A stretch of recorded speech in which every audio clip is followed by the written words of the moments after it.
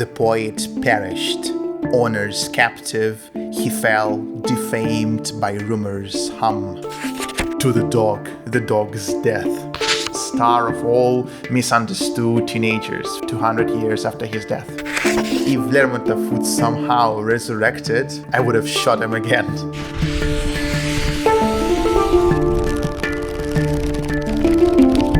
Hello everyone, it's a free translator, a poetry podcast. My name is Danya Kosякov, and here I translate and discuss masterpieces of Russian poetry. And now I will read my translation of one of the most famous poems of Mikhail Lérmontov, Russian 19th century poet. It's called On My Own Unto the Road I Enter. On my own unto the road I enter. Stony pathway through the fog shines far. Night is calm, the desert heeds the maker, and a star is talking to a star. Solemnly and lovely in the heavens, the earth sleeps in a blue aureole. Why it is so painful and so hard then? Do I wait, or do I dream? For what? From my life I wait already nothing, and the past I don't regret a bit. Peace and freedom are what I am searching. I would crave oblivion and sleep. It's not a cold grave sleep I seek and crave for, which I could have slept for centuries, that those vital powers dozed in chest, so that in breath the chest would have quietly heaved, that all night, all day, to nurse my hearing, the sweet voice would have sang to me about love, and above, endlessly evergreening, the dark oak would have rustled and bowed down. Okay, that was it.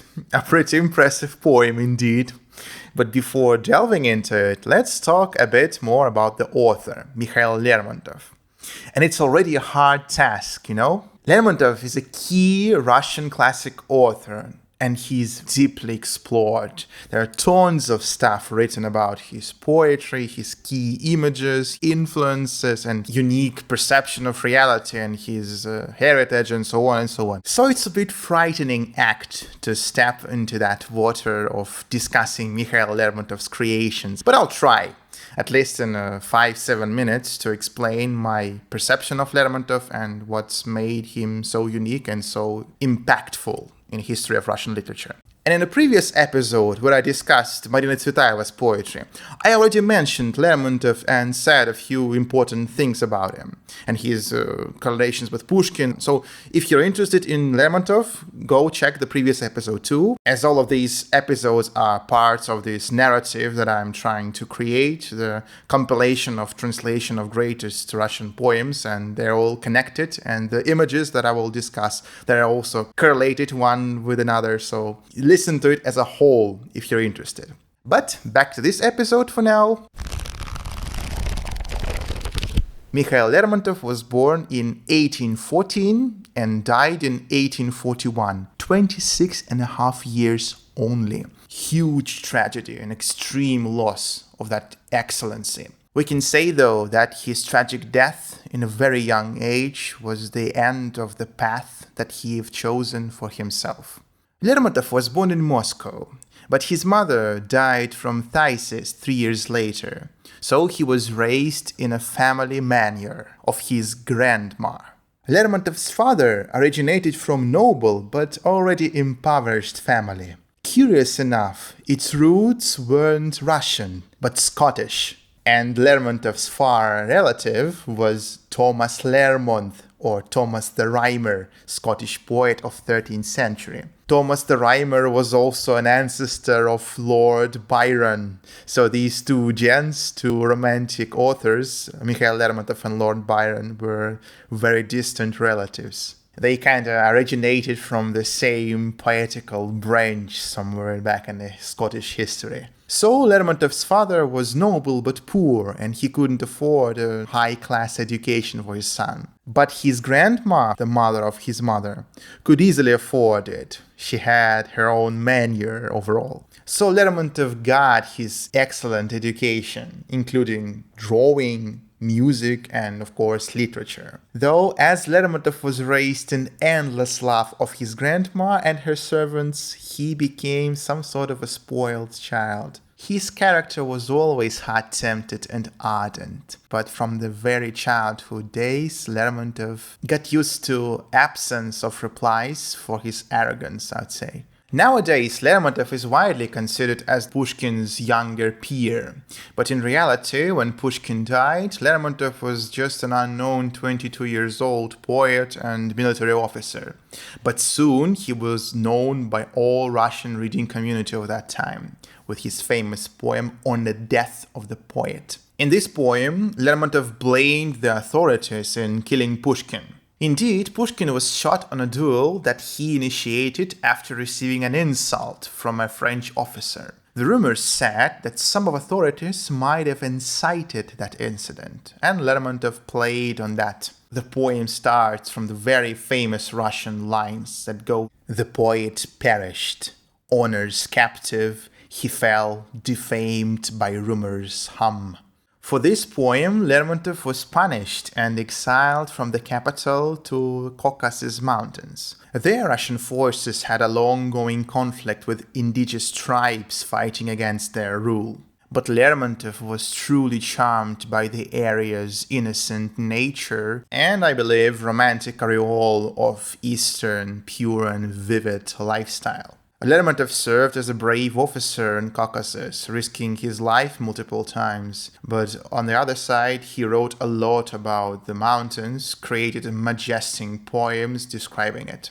Till nowadays, this region is strongly correlated with Lermontov in cultural memory, and the poet has a lot of statues all over the Caucasus Mountains. As well as Pushkin, Lermontov also succeeded in prose, writing a famous novel with a flashing name, A Hero of Our Time. This novel of Lermontov appeared in Ingmar Bergman's movie Persona more than 100 years after it was written, so this book withstands the pressure of Tolstoy and Dostoevsky's novels on the shelf, the greatest Russian prose acknowledged worldwide. At least in Sweden. The main hero of this novel is a classical romantic figure, talented but seeing no worthy way to apply his talent anywhere, brave but bored and lonely, even in the crowds of people around him. He was called the superfluous man by the Russian critics. The hero of our time sees no point in his life, continues to spend it aimlessly, causing pain and suffering to others without even intention of doing so. Unfortunately, this image was close to Lermontov himself. He died in his loved Caucasus Mountains in a duel fight from the hand of another Russian officer. Lermontov casually mocked and disrespected him in front of the others for days, and that's how he finally replied. Rumors said that Nicholas I, Russian emperor at the time, who knew Lermontov's tempered character, said after hearing the news of the tragic loss of the poet, "To the dog's death." The other rumor is that the officer that killed Lermontov was asked, "Aren't you feel guilty for killing one of the greatest Russian poets of all time?" He replied, "If Lermontov would somehow resurrected, I would have shot him again." So huge and painful the insult was. To my perspective, Lermontov's injudicious cruelty was some sort of a suicide. That was an act of a man that has lost the desire to live. As a poet, Lermontov is well known for his despair verses with a critique of the falsehood of the higher society that he constantly contempts. But he has also created hundreds of poems of various sorts and styles, from historic imitation to intimate, deeply psychological, poetical revelations. He remained insanely influential even today. He is in a school program of literature. and he is still a star of all misunderstood teenagers for 200 years after his death. But on top of that, a bit plain impression that most of Russians have about him in schools, his talent is insane and his oeuvre is full of brilliances. Lermontov is worth reading and rereading as well as Pushkin does. Let's get back to the poem that he wrote in his last year of life, the poem that became his visit card. On my own, onto the road I enter.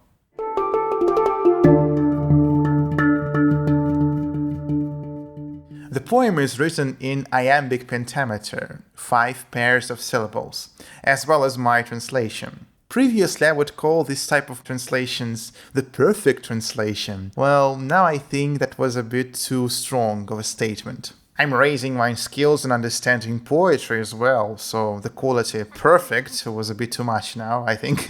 I recently read that Lermontov created a pause there after 3 syllables, which is a rare thing for Russian language. It's pretty tough to fill the meaning in 3 syllables only to create a valuable semantic pause. But Lermontov does it, and I checked my translation. Okay, there is some reference of that too. So, night is calm, the desert heeds the maker, and a star is talking to a star. So there's a pause. But that wasn't my intention, some sort. It was like coincidence that I also translated this pause. But to be saved from that thing that I didn't know before the translation, I would call my translations formal congruence instead. This one is good. There is formal congruence, but there is no perfection, and probably there couldn't be any perfection. So let's stay with that term. It is much more accurate to me for now. There are these lines. From my life I wait already nothing, and the past I don't regret a bit.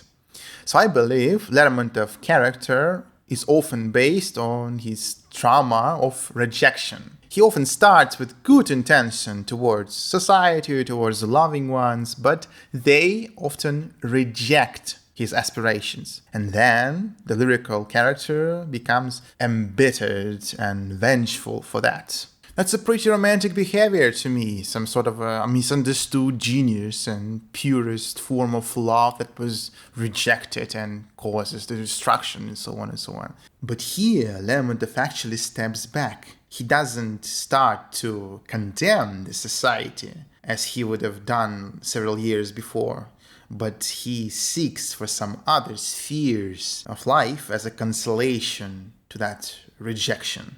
He's creating an image. The sweet voice would sing to me about love, and above endlessly evergreening, the dark oak would rustle and bow down. We are witnessing this landscape of Lermontov's heaven, but the oak image here intrigues me. It retrieves another iconic Lermontov's line from memory. The poem The Leaf was written in the same time, spring of 1841. It starts, "The single oak leaf has torn off from the native branch up there." And I assume this image reflected in Lermontov's mind. And I assume that he felt as this kind of an oak leaf from unearthly heights himself, gusting in our world for a short 26 years long life, creating some immortal poems for us, and then returning back to his higher realms. That was Mikhail Lérmontov, icon of Russian romantic poetry, the moon on its horizon, ever returning back to the new readers. Let's then read that poem again after we knew so much about it. On my own unto the road I enter. Stony pathway through the fog shines far. Night is calm, the desert heeds the maker, and a star is talking to a star. Solemnly and lovely in the heavens, the earth sleeps in a blue aureole. Why it is so painful and so hard then? Do I wait, or do I dream? For what? From my life I wait already nothing, and the past I don't regret a bit. Peace and freedom are what I am searching. I would crave oblivion and sleep. It's not a cold grave sleep I seek and crave for. which I could have slept for centuries, that those vital powers dozed in chest, so that in breath the chest would have quietly heaved, that all night, all day, to nurse my hearing, the sweet voice would have sang to me about love, and above, endlessly evergreening, the dark oak would have rustled and bowed down. That's it for today. Thanks for your time. The next poet, while we're close to Lermontov, will be Alexander Pushkin himself, Alexander the Great of Russian literature. So stay tuned and subscribe to the podcast to support my work. As usual, the translation of Lermontov's poem will be in the description of that episode. My name is Danya Kosikov. This was a free translator podcast, and I hear a whisper, some whisper in the air. It says, "Life passes, but the poetry remains."